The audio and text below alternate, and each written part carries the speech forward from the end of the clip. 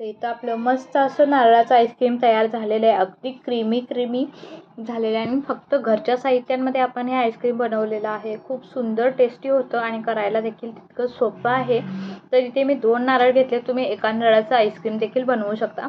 तर इथे 2 नारळाच्या मी साली वगैरे व्यवस्थित काढून घेतल्यात आणि जे आपल्याला 3 डोळे दिसतात त्यातल्या एक डोळ्यामध्ये म्हणजे या पद्धतीनं होल करून मी यातलं पाणी काढून घेते.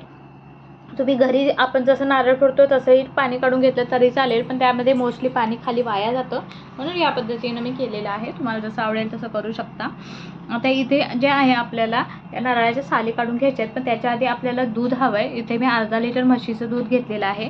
तर या दुधात काल व्हिडिओ करायचा म्हणून मी हे दूध आणलं होतं, पण काल काय मला वेळ मिळाला नाही म्हणून मी ते दूध तापवून ठेवलं होतं. पण हे सगळं दूध मी साईसकट घेतलेलं आहे आणि त्यातलं थोडं दूध मी साईडला ठेवलं आहे. बाकीचं दूध आटवण्यासाठी गॅसवर ठेवलेलं आहे. तर जे आपण दूध साईडला काढून ठेवलं होतं त्याच्यामध्ये 4 मोठे चमचे मी इथे मिल्क पावडर घातलेली आहे आणि 1 चमचा छोटासा कॉर्नफ्लोअर, अगदी छोटासा कॉर्नफ्लोअर घातलेला आहे. हे दोन्ही ऑप्शनल आहे, तुम्हाला घालायचं असेल तर तुम्ही घालू शकता. पण याच्यामुळे जे क्रीमीनेस आहे अगदी विकतच्यासारखं आपल्या आईस्क्रीम मिळतं, म्हणून याच्यामध्ये आपण मिल्क पावडर घातली. अगदी 10 रुपयाची मिल्क पावडर आणून घातली तरी भरपूर होतं. आता याच्यामध्ये हे सगळं गुठळ्यानं याचं व्यवस्थित मिक्स करून घ्यायचं आहे. आता आपलं दूध बऱ्यापैकी आटत आलेलं आहे. आता याच्यामध्ये मी 5 चमचे साखर घातलेली आहे. साखरेचं प्रमाण तुम्ही कमी जास्त करू शकता किंवा शेवटला देखील आपण सगळं मिक्स करतो तेव्हा टेस्ट करून तुम्ही एक्स्ट्रा ॲड देखील करू शकता. आणि जे मिश्रण होतं ते देखील आपण याच्यामध्ये घातलेलं आहे आणि व्यवस्थित आटवून घेतलेलं आहे. जसं आपण नेहमीप्रमाणे घट्टसर मिश्रण बनवतो त्या पद्धतीचं मिश्रण आपल्याला बनवून घ्यायचं आहे. आता हे बऱ्यापैकी घट्ट झालेलं आहे, तुम्ही बघू शकता. आता इथे मी गॅसची फ्लेम बंद केलेले आहे आणि हे सगळं व्यवस्थित नॉर्मलाईज झालं की फ्रीजमध्ये अर्धा तास ठेवलेलं आहे. तोपर्यंत इथे आपण नारळाच्या सगळ्या मी साली काढून घेतलेल्या आहेत आणि अगदी छोटे छोटे तुकडे करून घेतलेले आहेत. सगळा काळा पाट काढून घेतलेला आहे. आता हा फेकायची काही गरज नाही. आपण वांग्याचं भरीत वगैरे करतो अशा भाज्यांमध्ये घालू शकता किंवा एखादी चटणी वगैरे इडलीसाठी वगैरे करू शकता. त्याच्यासाठी तुम्ही त्याचा वापर करा. आता हे 2 बॅचेसमध्ये मी बारीक करून घेणार आहे. तर पहिल्या बॅचमध्ये मी थोडं खोबरं घातलेलं आहे आणि जे नारळाचं पाणी काढून ठेवलं होतं ते घालून व्यवस्थित बारीक करून घेतलेलं आहे. एका दुसरा तुकडा राहिला तर काही प्रॉब्लेम नाही. आईस्क्रीम खाताना खूप छान लागतो तो. आता हे आपण साईडला काढून घेऊया आणि दुसरी बॅच घालूया. तर पहिल्या बॅचमध्ये आपण नारळाचं पाणी होतं ते वापरलं, पण आता आपण याच्यामध्ये एक तर तुम्ही पाणी वापरू शकता किंवा दूध वापरू शकता. दूध वापरलं तर सगळ्यात उत्तम होईल. तर इथे मी 3-4 चमचे दूध घातलेलं आहे आणि व्यवस्थित बारीक करून घेतलेलं आहे. पाणी घातलं तर नंतर आईस्क्रीममध्ये ते थोडं क्रिस्टलाइज टाईप होऊन जाईल पाण्यामध्ये.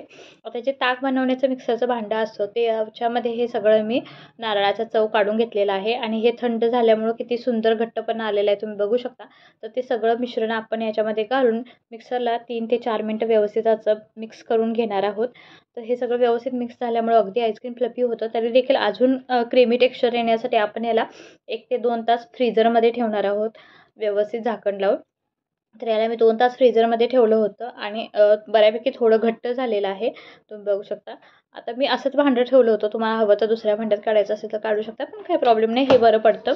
आणि आता याला परत आपल्याला 2 ते 3 मिनटं चांगलं मिक्सरला फिरवून घ्यायचं आहे आणि आता सेट करायला ठेवायचं. तर इथे मी काचेचा एक ग्लास घेतलेला आहे. तुम्ही कोणतीही भांडी वाटी वगैरे घेऊ शकता, त्याच्यामध्ये सेट करू शकता. तर इथे मी ग्लास पूर्ण भरून घेतलेला आहे आणि थोडंसं टॅप करून साईडला ठेवलेलं आहे. त्याचबरोबर माझ्याकडे इथे आईस्क्रीमचा मोल्ड आहे. नसेल तर तुम्ही छोटे छोटे ग्लास वाटी किंवा अशाच सरळ ग्लासमध्ये सेट करू शकता. तर या पद्धतीने सगळे मी व्यवस्थित भरून घेतले. अगदी हलक्या हाताने भरून घ्यायचं आहे तेव्हा अशा एकदम छोट्या कंटेनरमध्ये घालता तेव्हा, आणि ते देखील व्यवस्थित टॅप करून घ्यायचं आहे. आता याला तुम्ही सिल्वर फॉईल, प्लॅस्टिकची फॉईल देखील वापरू शकता, पण सिल्वर फॉईल थोडी बरी पडेल कारण त्याच्यामध्ये आपल्याला आईस्क्रीम स्टिक घालण्यासाठी इझी जातं.